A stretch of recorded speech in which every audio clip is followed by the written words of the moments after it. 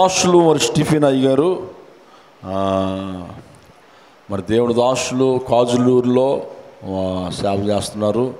మరి తండ్రి సమానులు మరి నాన్నగారితో మోషే గారితో మరి జయరాజు గారు ఆత్మీయ తండ్రి జయరాజు గారు, మరి జయరాజు గారు, మోషే గారు, స్టీఫెన్ గారు, చాలామంది సేవకులు, మరి రవికుమారు, మరి చాలామంది సేవకు జోసఫ్ గారు, ప్రకాష్ పాల్ గారు, మేమందరము నెలకొక చర్చిలో కూడుకొని సంఘాల కొరకు, దేశాల క్షేమము కొరకు, ఆత్మల రక్షణ కొరకు సంఘాలు కట్టబడాలని మరి ఎక్కువగా మరి జయరాజు గారు మమ్మల్ని అందరినీ బలపరిచి ప్రోత్సహించి మరి నడిపించేవారు. ఆనాడు చేసిన ప్రార్థన ఈ రోజున మరి సంఘాలు కట్టబడ్డాయి, కుటుంబాలు కట్టబడ్డాయి, వారి కుటుంబాలకి చక్కటి బిడ్డలను దేవుడిచ్చాడు. నిజంగా చాలా అద్భుతమైన పరిచర్య మరి మన ఆంధ్రాలో జరుగుతుంది. మరి జేజీ మినిస్ట్రీ సంఘాలు దేవుడు ఆశీర్వదిస్తున్నాడు, ముందుకు నడిపిస్తున్నాడు. అనేకమైన ఆత్మలు రక్షించబడుతున్నాయి. మరి అనేకమైన ప్రదేశాల్లో సువార్త ప్రకటింపబడుతుంది. అనాథాశ్రములు, వృద్ధులాశ్రములు అన్నీ కూడా నడిపించబడుతున్నాయంటే మరి దేవుని దాసులు మోషే గారు, జయరాజు గారు, మరి స్టీఫెన్ గారు వారి ప్రార్థనలు, మరి వారి ప్రోత్సాహము ఎంతగానో ఉంది. దేవునికి స్తోత్రం. 97వ సంవత్సరం తుఫానులో మోషే గారు చర్చి కొట్టుకుని పోయింది. పాక మొత్తం ఏమి లేదు అక్కడ, పాక కొట్టుకొని పోతే మరి అప్పుడు మాణిక్యులరావు గారు, జయరాజు గారు, మన స్టీఫెన్ గారు వీళ్ళందరూ కూడా మరలా అక్కడ సంఘం నిలబెట్టారు. చప్పట్లు కొడుతూ ప్రభు నామాన్ని మహిమపరుస్తున్నాం. మరి నిజంగా వారిని దేవుడు ఎంతగానో వాడుకున్నారు. ఇప్పుడు కూడా దేవుడి పరిచర్య ఇరువుగా హెచ్చుగా మరి దేవుని దాసులు స్టీఫెన్ అయ్య గారు చేస్తున్నారు. మరి దేవుడు వారిని ఇక నిండు దీర్ఘాయువు ఆవిష్టించి దేవుని చేతుల్లో బలమైన పాత్రగా, సాధనముగా ప్రభు వాడుకుంటున్నారు. ఇక బహుగా వాడుకోవాలని మరి మన సంఘం తరపున ఒకసారి గట్టిగా చప్పట్లు కొడుతూ ప్రభు నామను మహింపలుచుకునే సమయమును వరకు నేను అందించుకుంటున్నాను. Praise Lord. Praise Lord. ప్రభు అయినటువంటి యేసుక్రీస్తు వారి యొక్క పరిశుద్ధమైన నామంలో నన్ను ఇక్కడికి ఆహ్వానించినటువంటి దైవజనులు డేవిడ్ పాల్ గారికి, వారి కుటుంబానికి నా ప్రత్యేకమైన వందనాలు. దేవుని బిడ్డలు, పరిశుద్ధులైనటువంటి మీ అందరికీ వందనాలు. అందరికీ వందనాలు. ఖాళీగా ఉంటే ఎలాగా? మీ కుటుంబాలన్నీ వచ్చేస్తే ఇక ఈ మందిరం పడుతుందండి? చెప్పండి. ప్రియమైనటువంటి దేవుని బిడ్డలారా, చాలామంది దేవుని సన్నిధికి వస్తున్నారు, దేవుణ్ణి ఆరాధిస్తున్నారు, కానీ ఫలించటం లేదు, అభివృద్ధి పొందటం లేదు. ఫలించని ప్రతి చెట్టును నరికివేయబడి అగ్నిలో పడవేయననుంది. దేవుడు మనందరినీ ఎందుకు పిలుచుకున్నాడు? మిమ్మల్ని ఎందుకు పిలిచాడంటే మీరు ఫలించి అభివృద్ధి పొంది విస్తరించి భూమిని నిండించి దాన్ని లోబరుచుకోవాలని. చూడండి, నోవహు తోట ఏం చెప్తున్నాడు? జలప్రళయం తర్వాత నోవహు కుటుంబంతో కూడా ఆయన చెప్పే మాట ఏమిటంటే 9వ అధ్యాయం 1వ వచనం చదవండి. అయ్యగారు ఈ ప్యాన్ ఆఫ్ చేసండి. మరియు దేవుడు నోవహును అతని కుమారులను ఆశీర్వదించి మీరు ఫలించి అభివృద్ధి పొంది భూమిని నింపుడి. ఆదామవ్వలతోటి కూడా ఏమని చెప్పాడండి? మీరు ఫలించి అభివృద్ధి పొంది భూమిని నిండించండి అన్నాడు. జలప్రళయం తర్వాత సమస్త జీవరాశులు, సమస్త మానవులు కొట్టిపోయారు, చనిపోయారు. జలప్రళయంలో ఎవరు మిగిలారు? నోవహు కుటుంబం. ఎంతమంది అండి నోవహు కుటుంబం? 80 తన భార్య, 3 కుమారులు, కోడండ్రలు, షేము, హాము, యాపేతు. తరువాత దేవుడు వారిని ఎలా ఆశీర్వదించాడనంటే, నోవహును అతని కుమారులను మీరు ఫలించండి, మీరు అభివృద్ధి పొందండి. ఇంకా యాకోబుతో కూడా ఏమని చెప్తున్నాడు చూడండి. 35వ అధ్యాయం తిండి యాకోబు పత్రిక 11వ వచనం. యాకోబు పత్రిక అంటున్నాను నేను, ఆదికాండమే. 35 11 చదవండి. 35 11 ఆదికాండం 35 11 చదవండి. 35:11 మరియు దేవుడు, నేను సర్వశక్తి గల దేవుడను, నీవు ఫలించి అభివృద్ధి పొందుము, జనముల సమూహమును నీ వలన కలుగును, రాజులు నీ గర్భవాసమున పుట్టెదరు. దేవునికి స్తోత్రము కలుగును గాక. హల్లెలూయా. యాకోబుతో కూడా దేవుడు చెప్పే మాటలేండి. ఆయన ఎలాంటి వాడండి చెప్పండి? ఆయన ఎలాంటి వాడు? సర్వశక్తి కలిగినటువంటి దేవుడు. మనం ఆరాధిస్తున్నటువంటి దేవుడు ఎలాంటి వాడు? తోతే పడిపోయేవాడా? చెప్పండి, చెప్పండి. ఇలా తోతే పడిపోయేవాడా? సర్వశక్తి కలిగినటువంటి దేవుడు. చాలామంది ఆ పైర్మెన్లన ఎవరిని చూస్తూ ఉంటాం కదా, ఇంతంత లావు కండలు పెంచుతూ ఉంటారు. కానీ ఓ నరం జారిపోతే ఏమైపోతారు? వాళ్ళు కూకుండి ఎడతారు అంతే. మన దేవుడు అలాంటి వాడు కాడు. చెప్పండి, ఎటువంటి వాడండి? సర్వశక్తి కలిగినటువంటి దేవుడు. ఆయన ఎంత శక్తి కలిగిన వాడంటే, మోసే కర్రని ఆ ఎర్ర సముద్రం మీద చాపగానే సముద్రము రెండుగా చీలిపోయిందండి. అండి ఏమన్నా గొట్టేహాడా అటేపు ఇటేపుని? గొప్ప సర్వశక్తిమంతుడు ఆయన. యార్దాన్ నదిని కూడా రెండుగా చీల్చేశాడు ఆయన. చనిపోయినటువంటి వారిని లేవనెత్తేసాడు, బ్రతికించాడు ఆయన. అంత గొప్ప శక్తిమంతుడు ఆయన. నేను సర్వశక్తి కలిగినటువంటి దేవుడును. యాకోబు, నువ్వు ఫలించాలి. నువ్వు చెప్పండి, అభివృద్ధి పొందాలి. నీ గర్భవాసమున జన సమూహములు నీ వలన కలగాలి. నీ గర్భంలోంచి రాజులు రావాలి. దేవునికి స్తోత్రం. హల్లెలూయా. ఏమండి, యాకోబు గర్భంలోంచి ఎవరు రావాలి? రాజులు రావాలి. వచ్చారు కదా యోధా రాజులందరూ. ఎవరండి యోధా రాజులందరూ? ఎవరు? యాకోబు యొక్క గర్భంలోంచి వచ్చిన వారే. మనం కూడా ఆయన గర్భవాసులమే. కాబట్టి ప్రియమంటి దేవుని బిడ్డలారా, ఆదామామలతోటి, నోవహుతోటి, కుటుంబంతో, యాకోబుతోటి దేవుడు చెప్పే మాట ఏమిటంటే, మీరు ఫలించండి, మీరు అభివృద్ధి పొందండి, మీ గర్భంలోంచి జన సమూహం రావాలి, ఆత్మ సంబంధమైన బిడ్డలు రావాలి, కుటుంబాలే రావాలి, రాజులు కూడా రావాలి, రాజులైనటువంటి యాజక సమూహం కూడా రావాలి. మరి ఫలించకపోతే ఎలాగండి? ఎక్కడేసినటువంటి గొంగలు అక్కడేసినట్టే ఉంటే ఎలాగా? సాప కింద నీరులాగా ఉంటే ఎలాగా మన సంసారాల్లో, మన కుటుంబాలను? ఎప్పుడైనా నేను ఫలించాలి, నేను అభివృద్ధి పొందాలి, నేను ఆశీర్వదించబడాలని ఆలోచన ఎప్పుడైనా ఉందా? యాకోబు అంటాడు, ఎబ్బేకి రేవు దగ్గర దేవునితో పోరాడి గెలిచాడండి. దేవునితో, నువ్వు నన్ను ఆశీర్వదిస్తే కానీ నిన్ను నేను వదలనన్నాడు. అంతే, వదలలేదు ఆయన, వదలలేదండి. మనం ఏం చేస్తున్నాం? దేవా, నువ్వు నన్ను ఆశీర్వదించాలి, నా కుటుంబాన్ని ఆశీర్వదించాలి, నా ఇరుగు పొరుగు వారిని ఆశీర్వదించాలి, మా సంఘాన్ని ఆశీర్వదించాలి, మా దైవ సేవకుడిని ఆశీర్వదించాలి, మమ్మల్ని అందరినీ కూడా అభివృద్ధి చెయ్యాలి అని ఎప్పుడైనా ప్రార్థన చేస్తున్నావా? ఏదో కునిపాటలు పడతారు, 2 మాటలని సామెను అనేస్తారంతే. దేవునికి స్తోత్రం చెబుదాం. హల్లెలూయా. కాబట్టి ప్రియమండి దేవుని బిడ్డలారా, దేవుని ఆశ ఏమిటి? దేవుని యొక్క చిత్తం ఏమిటి?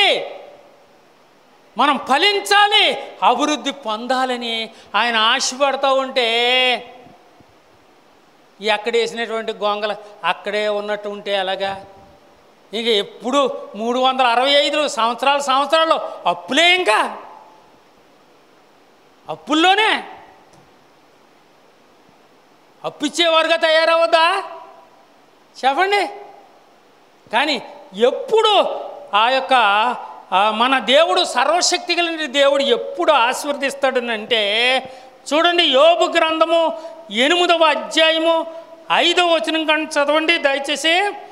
యోబు గ్రంథము 8వ అధ్యాయము 5వ వచనము చదవాలి. 425వ పేజీ.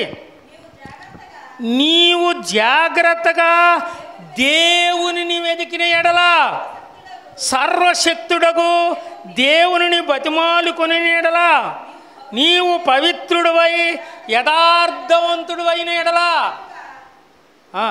నిశ్చయముగా ఆయన నీయందు శ్రద్ధ నిలిపి నీ నీతికి తగినట్లుగా నీ నివాస స్థలము వర్ధిల్ల చేయును. అప్పుడు నీ స్థితి మొదట కొద్దిగా నుండిను నీవు మహావృద్ధి పొందేదవు. గట్టిగా సభలు కొడతారండి.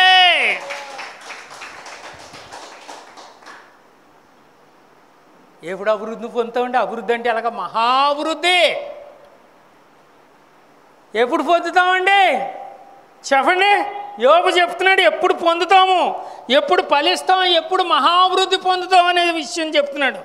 మొట్టమొదటి విషయం ఏంటంటే నీవు దేవుణ్ణి జాగ్రత్తగా వెతకాలి.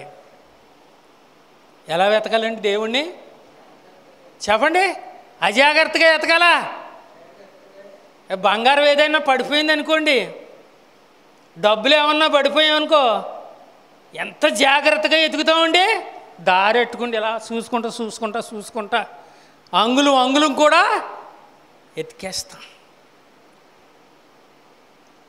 అభివృద్ధి పొందాలి, ఫలించాలనంటే యేసయ్యని ఎలా వెతకాలండి? జాగ్రత్తగా వెతకాలి. వెతికితే నేను దొరుకుతాను అంటున్నాడు ఆయన. ఆవిడేం చేసిందండి? ఒక స్త్రీ ఏం చేసింది? యేసు ప్రభు చెప్పినటువంటి ఉపమానంలో 10 వెండి నాణేలు ఉన్నాయి. 10 వెండి నాణేల్లో ఎన్ని వెండి నాణేలు పడిపోయినాయి? మాట్లాడరేటి? 10 వెండి నాణేలు ఉన్నాయి ఒక స్త్రీకి. 10 వెండి నాణేల్లో ఎన్ని పడిపోయినాయి? ఎన్ని పోగొట్టుకుంది? వినలేదు ఎప్పుడునా? మాట్లాడరేటండి? లోక సువార్త అండి 15వ అధ్యాయము. లోక సువార్త 15వ అధ్యాయము 8-9 వచనాలు చదవండి. 8-9 వచనాలు. 15. ఏ స్త్రీకైనను 10 వెండి నాణెములు ఉండగా అందులో ఒక నాణెము పోగొట్టుకుంటే ఆమె దీపము వెలిగించి ఇల్లు ఊడ్చి అది దొరికి వరకు జాగ్రత్తగా వెతకదా. 9 ఎండి నాణేలు ఉన్నాయంట ఒక స్త్రీకి. అందులో ఎన్ని పడిపోయినాయంట? 1 ఒక్కటి పడిపోయింది. పోనీలే, పోతే పోయింది, 9 ఉన్నాయి కదా అనుకుందా. ఆ రాత్రే దీపం వెలిగించి ఇల్లంతా ఊడ్చి జాగ్రత్తగా వెతకడం వల్ల ఆ వెండి నాణ్యం దొరికింది. తరువాత కింద చూసినట్లయితే ఆమె అందరినీ పిలిచి ఆమె ఎంతో సంతోషించింది. దేవునికి స్తోత్రం చెబుదాం. ఇంకా గట్టిగా చెబుదాం అంటే హల్లెలూయా. కాబట్టి యేసు ప్రభువుని ఎలా వెతకాలండి చెప్పండి? జాగ్రత్తగా వెతికితే ఆయన దొరుకుతాడు. మనం వెతికాం కాబట్టి దొరికాడు. చాలామందికి వెతకడం రాదు, దిగిపోతున్నారు అంటారు. మన అందరినీ ఏం చేస్తున్నారండి? దిగిపోతున్నాం అంట. మనం దిగిపోతున్నావా ఎక్కిపోతున్నావా? పెద్దడా ఎక్కిపోతున్నా. అలా ఇది వెళ్దాం. మా అక్క ఏడ్చేసింది, నేను యేసు ప్రభువుని నమ్ముకున్నప్పుడు మా తమ్ముడు దిగిపోయాడు బాబు, మా తమ్ముడు దిగిపోయాడు. అండి నేను దిగిపోలేదు కానీ అక్క నేను పైకి ఎక్కిపోవడం. దేవునికి స్తోత్రం. హల్లెలూయా. చెప్పండి, ఫలించాలన్నా అభివృద్ధి పొందాలన్నా మొదటగా ఏం చేయాలండి? మొదటగా ఏం చేయాలి? దేవుణ్ణి ఎలా వెతకాలి? జాగ్రత్తగా వెతకాలి. వెతుకుతున్నావా లేదా? ఒకవేళ ఫలిస్తలేదు, అభివృద్ధి పొందట్లేదనంటే దేవుని సరిగా ఎతకట్లేదేమో. అంటే ఎతకడం అంటే ఏంటి? ప్రార్థన చేయాలి. దేవుణ్ణి వెతకడం అంటే ఏంటండి? మర్చిపోకుండా ప్రార్థన చెయ్యాలి. రెండవదిగా యోబు గ్రంథంలోనమ్మా, రెండవదిగా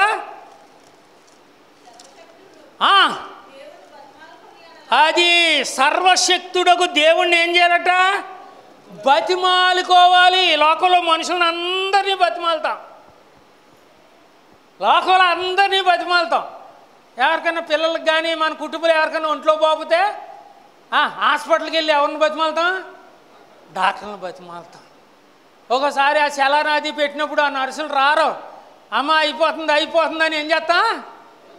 బతిమాలుతామంట. మరి మన పరమ తండ్రిని, మన యేసయ్యని ఎప్పుడన్నా బతిమాలుతున్నావా? చూసారండి, తండ్రి నువ్వే నాకు ఆధారం, నువ్వే నాకు సహాయకుడు అని ఏం చేయాలి? మన యేసయ్యని ఏం చేయాలండి? బతిమాలుకోవాలి. కుమారుడు వెళ్ళి బిడ్డెళ్ళి తండ్రిని, నాన్న నాకు ఆకలేసేస్తుందిరా ఏదన్నా కొనిపెట్టరా అని అంటే పోరా అంటాడా? ఏమండి, డబ్బులు లేకపోయినా అరువన్నా తీసుకుని మన దేవుడు మనకి ఎందుకు ఇవ్వడండి? బతిమాలాలే. అయ్యా నా కుటుంబంలో ఫలింపు లేదు, నా కుటుంబంలో ఆశీర్వాదం లేదు, నా కుటుంబంలో అభివృద్ధి లేదు అని ఎవరిని బతిమాలాలి? యేసయ్యను బతిమాలాలి. అప్పుడు నువ్వు అభివృద్ధి పొందుతావు. ఇంకో మూడవదిగా అక్కడ ఏమనుంది?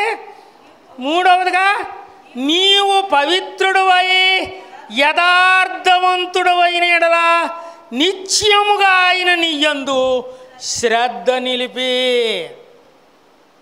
మూడవది ఏంటండి? ఎలా ఉండాలట మనం? మాట్లాడరేటమ్మా, మాటలు రావు మీకు? పవిత్రులమై ఎలా ఉండాలి? యథార్థత. యోబు ఎలాంటి వాడంట? యథార్థవంతుడు. యథార్థవంతులకి చీకట్లో నడిచినా వెలుగు పుడుతుందట. యథార్థవంతులకి ఏ మేలు చేయడం మానండి ఆయన. దేవునికి స్తోత్రం చేయడా? హల్లెలూయా. పరిశుద్ధంగా జీవించాలి, పవిత్రంగా జీవించాలి, యథార్థంగా. మరి ఉందా చెప్పండి? లోకస్తులకి మనకి తేడా లేకపోతే ఎలాగండి? ఓ ఫాస్ట్ గారు ఆర్టీసీ బస్ ఎక్కాడట, టికెట్ తీసుకున్నాడట. టికెట్ ఏమో 20 రూపాయలు, 100 రూపాయలకి అయితే ఇచ్చాడు. కండక్టర్కి ఎంత ఇవ్వాలి? 80 ఇవ్వాలి. 110 రూపాయలు ఇచ్చాడంట ఆయన. 110 రూపాయలు చూస్తే ఏం డబ్బులు ఎక్కువ ఇచ్చేసాడు అని అనుకున్నాడంట పాస్ గారు. మళ్ళా అనుకున్నాడంట, ఈ కండక్టరు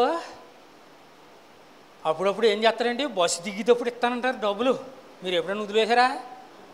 అర్థమవుతుందండి? నేను చాలాసార్లు వదిలేసాను. వాళ్ళు ఎందుకు అలాగంటారు? మర్చిపోయి దిగిపోతామని. బ్యాగ్లో డబ్బులు లేవా? దిగినప్పుడు అడుగు, ఇస్తాను. విజయవాడ మా అబ్బాయి దగ్గరికి వెళ్ళేటప్పుడు ఎన్నోసార్లు 30, 40, 50 వదిలేసాను. ఇంకేం దిగి ఎలా దిగడం, బస్సు అలాగే వెళ్ళిపోతుంది అంతే. కేకెత్తి ఇంకేముంది అనుకున్నాడంటే పాస్ గారు. ఈ కండక్టర్లు ఎన్నోసార్లు దిగేటప్పుడు డబ్బులు ఇస్తానని చెప్పేసి ఈ లెగ్గొడేస్తున్నారు కదా, 30 రూపాయలు ఎక్కువ ఇస్తే ఉంచేసుకుంటే ఏం పోయింది, ఇవ్వకూడదు అనుకున్నాడంట. చెప్పండి, ఇవ్వకూడదు అనుకున్నాడంట. అప్పుడు ఏం చేసిందంట, బస్సు వెళ్తుందంట, ఆయన దిగే ఆ బస్ స్టాప్ దగ్గరికి వచ్చేస్తుందంట. ఆత్మ ఏం చెప్తుందంట, ఆడు తీసుకుంటే తీసుకున్నాడు, నువ్వు కూడా తీసుకుంటావా, ఇచ్చే అంటున్నాడు. ఇంకా దగ్గరికి వెళ్ళిద్దాడు. దిగిపోతూ ఆ కండక్టర్తో అన్నాడంట, బాబు నువ్వు 30 రూపాయలు ఎక్కువ ఇచ్చేసా, నేను 100 రూపాయలకి అయితే ఇస్తే నాకు 80 రూపాయలు ఇవ్వాలి, 110 రూపాయలు ఎక్కువ ఇచ్చేసా అంటే అన్నాడంట ఆయన, నేను ఎక్కువ ఇవ్వలేదయ్యా, నువ్వు ఎంత యథార్థవంతుడో చూడాలని నీకు ఇచ్చాను 110 రూపాయలు అన్నాడంట. దేవునికి స్తోత్రం చేద్దాం. హల్లెలూయా. చూసారండి, లోకస్తులు కూడా ఏం చేస్తారు, మనల్ని పరిశీలిస్తాడు. ఆడు దొబ్బేయాడని మనం దొబ్బేసామనుకో, మనం ఏమైపోతాం వాళ్ళ దృష్టిలో? చీప్ అయిపోతాం, నేరస్తులము అయిపోతాం. కాబట్టి ఏముండాలి మనలో చెప్పండి? మనం ఆశీర్వదించబడాలన్నా, ఫలించాలన్నా, అభివృద్ధి పొందాలన్నా ఏముండాలండి? పరిశుద్ధత, యథార్థత ఉండాలి. మన యేసయ్య యథార్థపరుడు. నాలో పాపం ఉన్నదని మీలో ఎవడన్నా చూపించగలడా అని సవాలు చేసినటువంటి దేవుడండి మన యేసయ్య. దేవునికి స్తోత్రం చెబుదాం, ఇంకా గట్టిగా చెబుదామండి. హల్లెలూయా. ఒకవేళ పొరపాటున మీకు ఎవరన్నా అలా చేస్తే మీరు తిరిగి ఇచ్చేస్తారా, లేకపోతే పట్టుకెళ్ళిపోతారా? అర్థమవుతుందండి? నా జీవితంలో అలాంటివి ఎన్నో ఇచ్చేసాను నేను. మూలపేట నేను ఆ ప్రసంగం చేయడానికి వెళ్ళేటప్పుడు కల్పన డాయిస్ గడ మా పాస్టర్ గారు పంపించాడు ఓ బాప్టిస్ట్ చర్చ్కి. అలాగే నేను ఆర్టీసీ బస్సు ఎక్కినప్పుడు 50 రూపాయలు ఇస్తే 10 రూపాయలు టిక్కెట్టు నాకు 110 రూపాయలు ఇచ్చేసాడు. తిరిగి ఇచ్చేసాను అంతే, 40 రూపాయలు వస్తాయని. అభివృద్ధి పొందాలంటే దేవుణ్ణి జాగ్రత్తగా వెతకాలి. నువ్వు అభివృద్ధి పొందాలంటే దేవుణ్ణి బతిమాలుకోవాలి, ప్రార్థన చేయాలి. యాకోబు ఎబ్బేకి రేవు దగ్గర చేసినట్టుగాని. మూడవదిగా పరిశుద్ధంగా జీవించాలి, యథార్థంగా జీవించాలి. యోబు యథార్థపరుడు కాబట్టే యెహోవా ఇచ్చిన, చెప్పండి, యెహోవా తీసుకొనినా ఆయనకే మహిమ కలుగును గాక. యథార్థవంతులను బలపరచడానికి యెహోవా కనుదృష్టట దేశమంతా సంచారం చేస్తుందట. క్రైస్తవుడంటే యథార్థవంతుడై ఉండాలి, క్రైస్తవుడంటే పవిత్రుడై ఉండాలి, క్రైస్తవుడంటే దేవుణ్ణి వెదికేవాడుగా ఉండాలి, వాక్యాన్ని చదివేవాడుగా ఉండాలి. చూసారండి, క్రైస్తవుడంటే దేవుణ్ణి బతిమాలుకునేవాడుగా, ప్రార్థన చేసేవాడుగా ఉండాలి. అప్పుడు నువ్వు ఫలిస్తావు, అప్పుడు నువ్వు అభివృద్ధి పొందుతావు. అప్పుడు ఏం చేస్తాడంటే ఆయన నీ యందు శ్రద్ధ నిలిపి, చెప్పండి, నిశ్చయముగా నీ యందు ఏమి నిలుపుతాడట? శ్రద్ధ నిలిపి నీ నీతికి తగినట్లుగా నీ నివాస స్థలమును, అంటే నీ ఇల్లును అభివృద్ధి చేస్తాను, వర్ధల చేస్తాను. మొదట నీ స్థితి కొంచెమే, తొదక నీవు, చెప్పండి, తొదక నీవు మహావృద్ధి పొందుతావు. దేవునికి స్తోత్రం, హల్లెలూయా. మేము దేవుని పరిచర్యకి వెళ్ళినప్పుడు దేవుని బిడ్డలారా, మేము ఇక్కడ సమృద్ధిగా కాకినాడలో పని చేసుకుంటూ పడవల మీద జీవించేవాళ్ళు. నాకు 3 అబ్బాయిలు. కాబట్టి దేవుడు పరిచర్య పిలిచిన తర్వాత దేవుని పరిచర్యకు ఆదులూరు సేవకి వెళితే మా సేవా జీవితంలో ఏమండి ఎన్ని కష్టాలు, ఎన్ని బాధలు. కట్టుకోవడానికి బట్టలు లేవు, తినడానికి తిండి ఉండేది కాదు, ఉండడానికి పాకేసుకున్నాం. పాకేసుకుంటే శుభ్రంగా వర్షం కురితే కురిసి వానంతా ఎక్కడ ఉండేది? ఇంట్లో ఉండేది. బల్లల మీద సామాన్లన్నీ కూడా పెట్టేసి వాళ్ళు. ఎన్ని బాధలు. ఏది ఏమైనప్పటికీ తండ్రి నీ కొరకు నేను నిలబడతాను అని ఒక తీర్మానం చేసుకుని నిలబడ్డాను. ఈనాడు దేవుడు ఏం చేశాడండి? మా కుటుంబం, మా బిడ్డలు, మేము ఫలించాము, ఆశీర్వదింపబడ్డాం. దేవుడు మహాభివృద్ధి కలుగు చేశాడు. సవళ్ళు కొట్టరేడే. ఎంత అభివృద్ధి తెలుసా? ఎంత అభివృద్ధి తెలుసా? ఆశ్చర్యపోతారు. తినడానికి తిండి లేనప్పుడు, కట్టుకోనకు బట్టలు లేనప్పుడు దేవుడు ఒక దర్శనం ఇచ్చాడు నాకు. మేము మా కుటుంబం అంతా, పిల్లలంతా కూడా విమానాల మీద తిరుగుతున్నట్లు ఇచ్చాడు. అర్థమవుతుందండి? నేను అనుకున్నాను తినడానికి తిండి లేదు, కట్టుకోవడానికి బట్టలు లేవు, ఇంకా సామెత ఉంది లోకంలో, ఏమన్నా మింగడానికి మెతికి లేదు కానీ మీసాలకే చంపింగ్ నూనె అన్నాడండి ఎవడను. తినడానికి తిండి లేదు, ఏమీ లేదు, మేము విమానాల మీద తిరిగే భాగ్యం ఉందా? విమానాల మీద తిరిగే భాగ్యం ఉందా అని అనుకున్నాను. ఏదో వచ్చింది అనుకున్నాను కళ. కానీ మా రెండో అబ్బాయికి ఎయిర్పోర్ట్లో ఇండియన్ ఎయిర్లైన్లో జాబ్ వచ్చింది. వాడికి ఆ జాబు రావడం వల్ల మేము ఎక్కడికి వెళ్ళినా మా కుటుంబానికి విమానం మీద ఫ్రీ అన్నమాట. సఫలు కొట్టండి. అర్థమవుతుందండి. ఇప్పుడు ఏ దేశానికి వెళ్ళినా మన ఇండియాలో ఎక్కడికి వెళ్ళినా చెప్పండి, ఫ్లైట్ల మీద తిరిగేటటువంటి గొప్ప భాగ్యం నాకు, నా కుటుంబానికి, పిల్లలకి దేవుడిచ్చాడండి. దేవునికి స్తోత్రం. హల్లెలూయా. మొట్టమొదటిగా ఫ్లైట్ ఎక్కాను నేను. మన ఎక్కడ హైదరాబాద్ వెళ్ళాను నేను. హైదరాబాద్ వెళ్తే మా వాడు విశాఖపట్నంలో చేస్తున్నాడు. అప్పుడు నానా సంశయపోతే ఎయిర్పోర్ట్కి వెళ్ళిపో, విమానం ఎక్కే రాజమండ్రిలో దిగిపోయి అక్కడ నుంచి బస్సు ఎక్కి వెళ్ళిపోయి ఇంటికి అన్నాడు. సర్లే అని వెళ్ళాను నేను. వెళ్తే ఎప్పుడు విమానం చూడలేదు. ఎప్పుడో అమ్మ చిన్నతనంలో విమానం వెళ్ళిపోతూ ఉంటే పైనుంచి గాలిడి వెళ్ళిపోతుందని అది కనపడకుండా వెళ్ళే వరకు చూసేవాళ్ళు. దగ్గరికి వెళ్ళబోదేవుడికి విచిత్రం అనిపించింది విమానాన్ని. నేనేం చేశానంటే వెనకాల తోక భాగం అన్నీ చూద్దారని వెనక్కి వెళ్తూ ఉంటే సెక్యూరిటీ గార్డు అన్నాడు, వెనక్కి వెళ్ళకండి, లోపలికి వెళ్ళిపోమన్నాడు. టికెట్ ఇచ్చేసి లోపలికి వెళ్ళిపోయాను. కిటికీ దగ్గరికి వచ్చింది నాకు టికెట్. కిటికీ దగ్గర వస్తే ప్రియమంటి దేవుని బిడ్డలారా కిటికీ దగ్గర కూర్చున్నాను నేను. కిటికీ దగ్గర కూర్చుంటే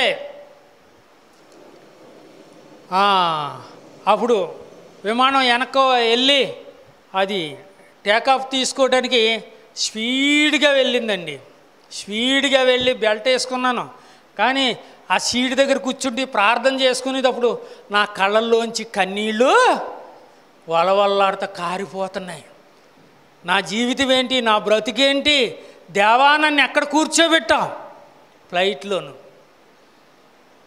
అని ఏడుస్తున్నాను అన్నమాట. ఆనంద భస్మాలు అంటారు కదా. అప్పుడు నాకు అర్థమైంది. ఆ పక్కన ఉన్న ఆయన అంటున్నాడు, అలాగే ఏడుతున్నాడు అని అడుగుతున్నాడు. ఏడుపు కాదండి, ఆనంద భస్మాలు అన్నాను. ఎప్పుడైతే విమానం అలా స్పీడ్గా వెళ్ళి అలా ఒకేసారి అలా పైకి వెళ్ళిందో, దేవుని బిడ్డలారా పెద్ద పెద్ద బిల్డింగులు, ఎయిర్పోర్ట్లో ఉన్న బిల్డింగులన్నీ కిందకి వెళ్ళిపోయినాయి, నేను పైకి వెళ్ళిపోయాను అంతే. దేవునికి స్తోత్రం. హల్లెలూయా. ఏమండి ఆ యొక్క వాక్యంలో ఉంటుంది, దావీదు అంటాడు, నేను ఎక్కలేనంత ఎత్తైన కొండపైకి నన్ను ఎక్కించమంటాడు ఆయన. దేవుని బిడ్డలారా నన్ను దేవుడు అలాగా ఎక్కలేనంత ఎత్తైన కొండపైకి ఇంకా పైకి తీసుకెళ్ళిపోయాడండి. దేవుని బిడ్డలారా ఎందుకు చెప్తున్నాడంటే, మొదట నా స్థితి కొంచెమే,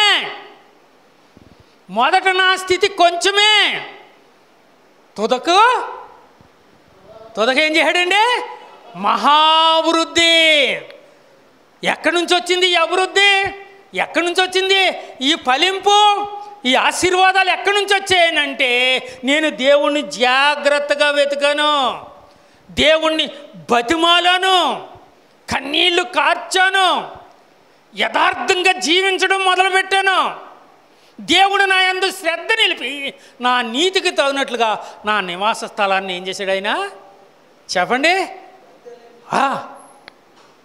నా నివాస స్థలాన్ని వర్ధిల్ల చేశాడు. మొదటి స్థితి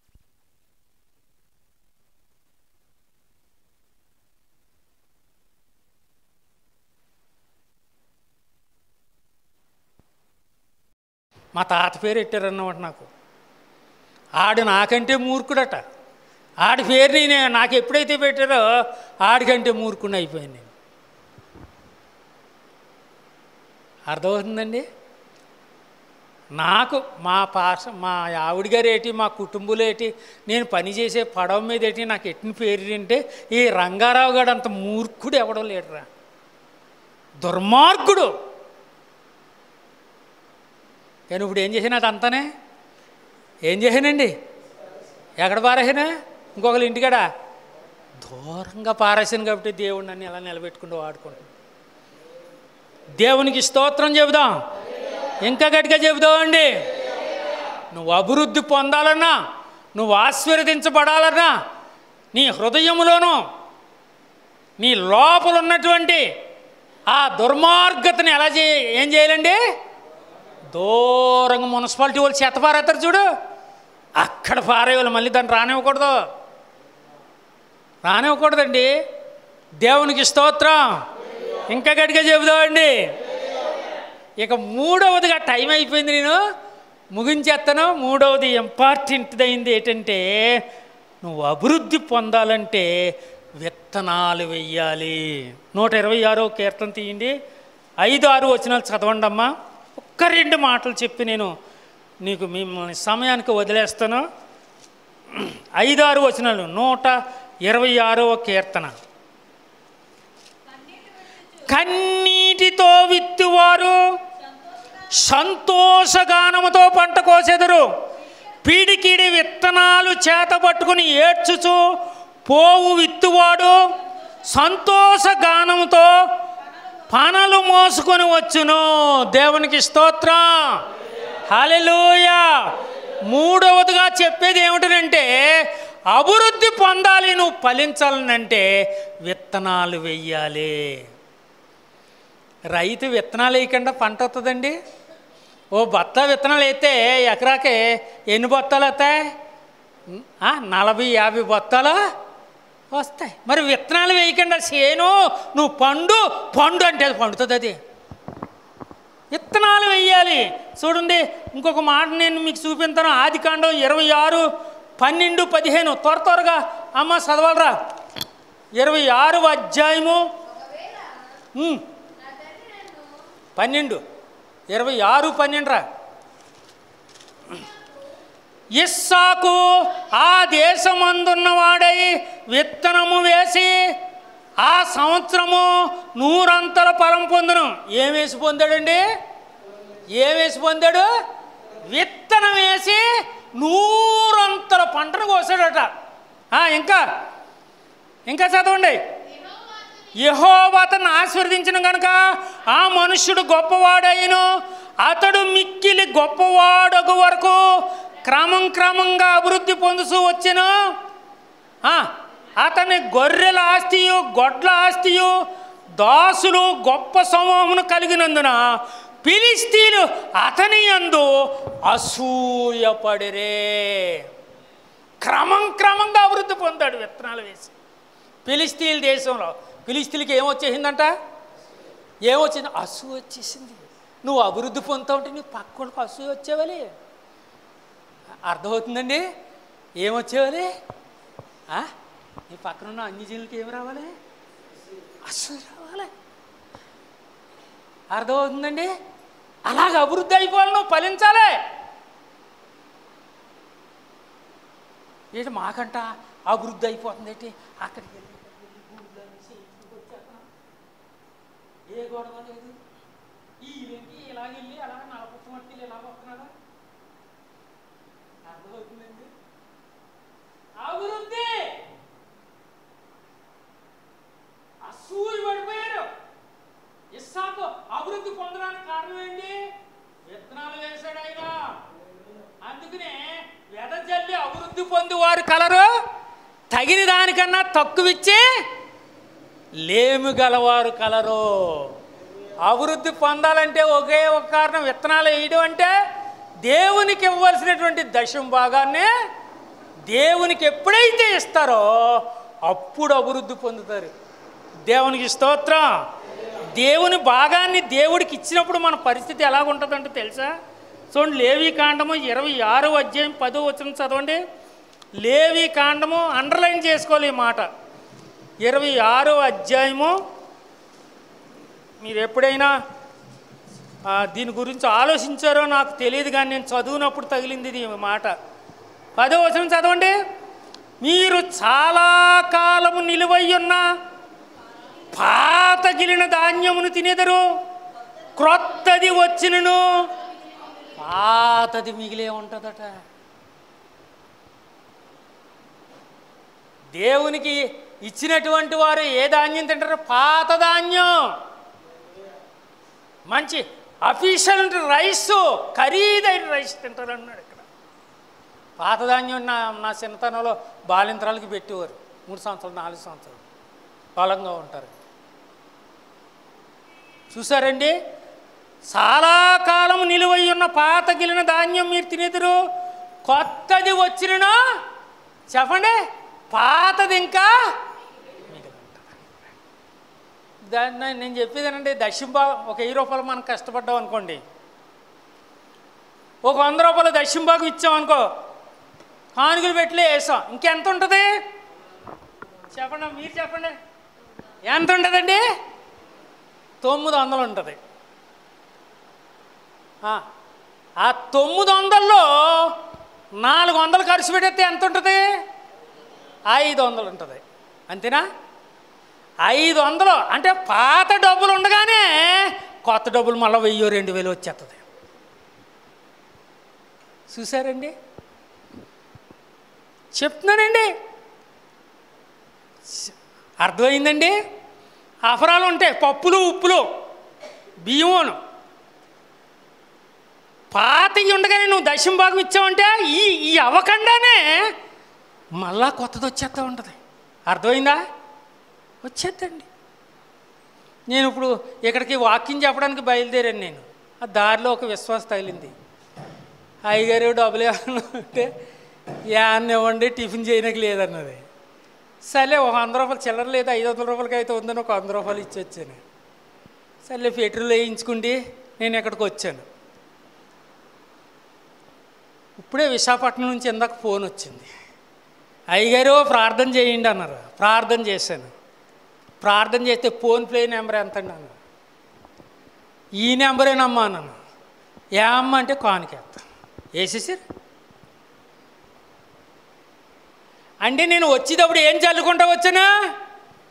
ఇక్కడికి వచ్చేటప్పుడు ఏం చల్లుకుంటూ వచ్చానండి? విత్తనాలు.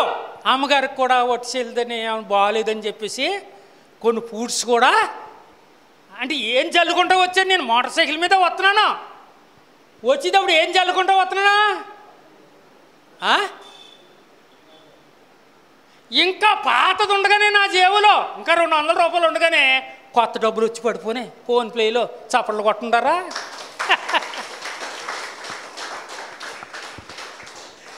నేను అక్కడ జల్లుకుంటా రాలేదనుకో, వాళ్ళు ఎయ్యరు. పాస్ గారు దూరంగా ఉన్నారు కదా, ఇంకో పాస్ గారితో ప్రార్థన చేయించుకుందాం. మీరంతే దేవుని బిడ్డలారు, మా అనుభవంతో చెప్తున్నా. మోషే పాస్ గారు వీళ్ళ పిల్లలు, మరి 80 పిల్లలు అభివృద్ధి పొందడానికి కారణం ఏంటో తెలుసా?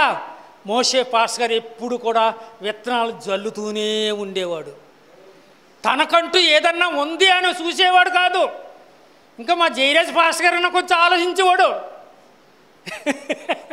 అర్థమవుతుందండి, చెప్తున్నానండి. ఆయన లేడు మన మధ్యనే, కానీ ఆయన వింటున్నాడు మన మాటలో. అర్థమవుతుందండి. ఆయనన్న ఆలోచించేవాడు. ఆయనకు 4 పిల్లలు, వీళ్ళకేమో 80.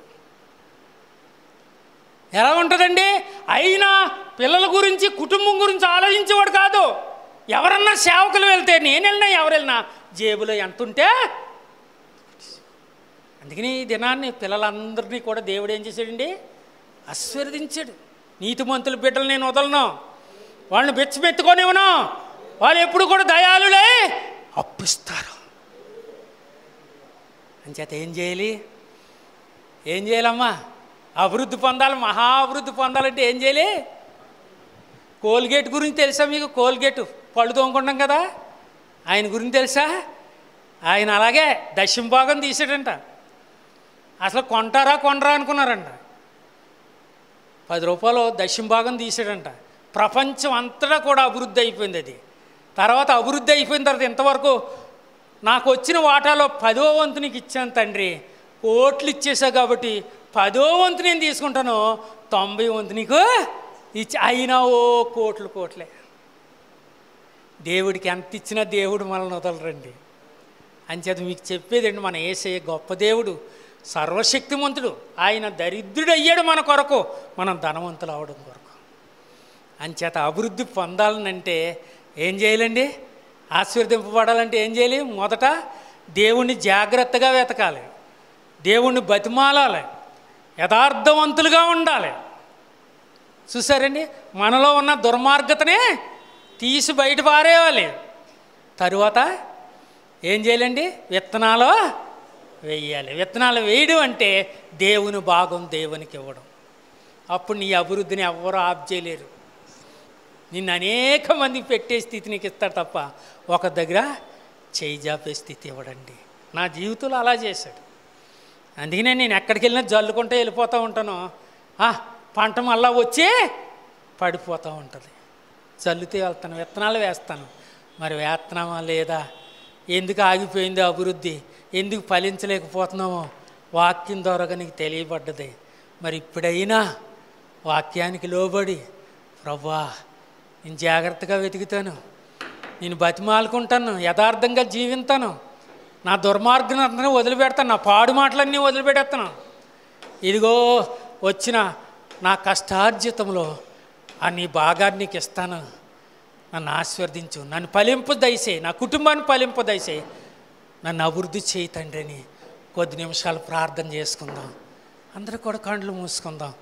అందరూ కూడా మోకరించగలిగిన వాళ్ళు మోకరించండి, మోకరించలేనోళ్ళు కుర్చీల మీద కూర్చోండి.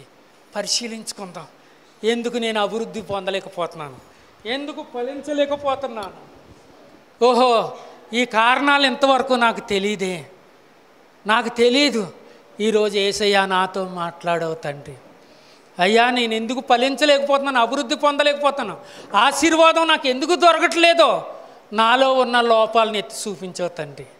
నీ వాక్యానికి నేను లోబడతాను ప్రభువా అని ఎవరికి వారే తీర్మానం చేసుకోనండి. హల్లెలూయా, హల్లెలూయా, హల్లెలూయా. ప్రభు మనతో మాట్లాడారు. తన సేవకులు మురుగుపరిచి విలువైన మాటలు, శ్రేష్టమైన మాటలు. ఈ భూమి మీద ఉన్నంత కాలము మనము వృద్ధిలోనికి రావటానికి, అభివృద్ధి పొందటానికి, మన కుటుంబాలు, సంఘాలకి, అనేకులకు దీవునికరముగా ఉండటానికి పరిశుద్ధాత్మ దేవుడు తన సేవకుల ద్వారాగా మనందరితో, అనేకులతో మాట్లాడిన విధానం బట్టి ఒక్కసారి రెండు చేతులు ఆకాశం వైపుకు చాపి దేవాతో దేవుడికి స్తోత్ర హర్పాలు చేద్దాము. హల్లెలూయా, హల్లెలూయా, హల్లెలూయా, హల్లెలూయా, హల్లెలూయా, హల్లెలూయా, హల్లెలూయా. ప్రభా ఇదిగో మీ దాసులను వాడుకోండి, బలపరచండి. బలంగా వాడుకుంటున్నారు, బహుగా మీరు వాడుకోండి. మీ దాసుడికి ఇచ్చిన కుటుంబాన్ని, మీ దాసులకు అప్పగించిన పరిచర్యను ప్రభా మీరు దీవించరిక బహుగా మీరు దీవించి మీ నామమునకు మహిమ తెచ్చుకోండి. మా ప్రభా ఇక్కడున్న బిడ్డలందరినీ బహుగా మీరు ఆశీర్వదించి దీవించి ప్రభా ఇదిగో ప్రభా అనేకులుగా కూడుకొని మీ నామమును మహింపరచు కృప, ఆరాధించే ధన్యత మీ వాక్యం చేత మా హృదయాలు నింపుకొని ఈ చివరి దినాల్లో, అంచు దినాల్లో బలమైన సాధనాలుగా, బలమైన పాత్రగా ప్రభా మేమందరము వాడబడటానికి మీరు సహాయం చేస్తున్నారు. వాడుకోమని అందరిని మీరు దీవించి మీరు ఆశీర్వదించి, ఇగో మొదటి ఆరాధనలో మీరు ఉన్నారు, ఈ రెండో ఆరాధనలో మీరు ఉన్నారు, మూడో ఆరాధనలో మీ పరిశుద్ధాత్మకమురపు నడిపింపు అనుగ్రహించి మీ నామమునకు మహిమ తెచ్చుకోమని మీ రక్షణాస్తాలకు సంఘాలు, సేవకులు, విశ్వాసులు, ప్రజలు, ప్రభుత్వాలు, విశ్వాసులు, మీ దాసులు అందరిని అప్పగించుకుంటూ మీ పాదములు పట్టుకుని బ్రతములాడుకుంటూ నజరేయుడైన యేసుక్రీస్తు నామములో అడిగి వేడుకొనుచున్నాము తండ్రి. ప్రార్థన ఆలకించి జయమిచ్చిన దేవుడికి చప్పట్లు